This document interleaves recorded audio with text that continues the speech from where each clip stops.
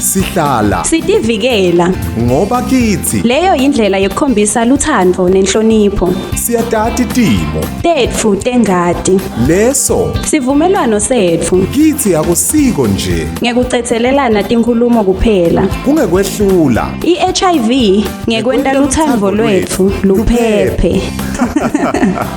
luthando loluphephile ulethulelwa bakaSafex babambisene na-AHF. Igama bathi nginginowa ngokaThemba Sibongo.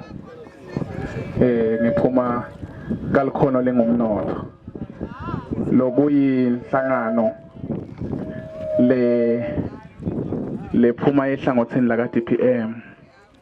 Lapho khona kuthi tekusaphila tingcinamba tikhona tekuthi nanga umuntu sewukhubatekile noma ngiyiphi indlela wavela belungu bangarecommend iqasha kwakhe kwase kuhlangana abantu babuka ukuthi engenabe impilo injani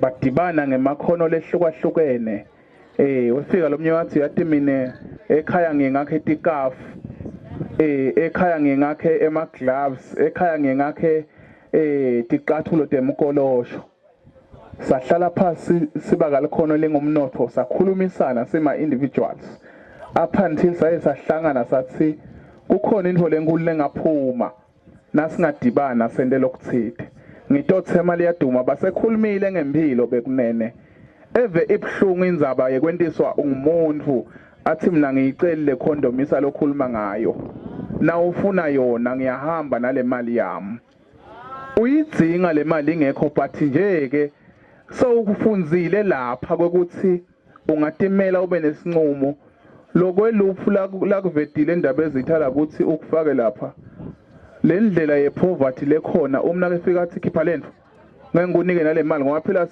singena ebudlelwaneni ngeke ukuthi sifuna manje si transform impilo yethu sidzinga timbasha kubantu labasha nje the worst poverty stage ngile kucedza sikolwa ngitothi ke bekunene siba kalikhono lengumnotho sikhonela abantu labatawuthi maye siyafisa ukuthi sisebente siyafisa kwenta lokuthide sibe nenhlanhla siba kalikhono saye sesifinyele esigabeni sekuthi saye sesixhumana na comments wathi comments nisasebenta ngicela kugijima nani lo tawufike athi ngifuna impilo ngitabakini sathi simtholile comments sahlangana sathi chaza kuSwazi Bank kuthi sibobani ngenhlanhla lewathi Swazi Bank cha sentawuletha abantu labatawufuna timbasha nibokhulumisana nabo ukuthi bakusiphi isigaba noma ngawusekhaya lo muntu uthengisa inkukhu uthengisa ingulube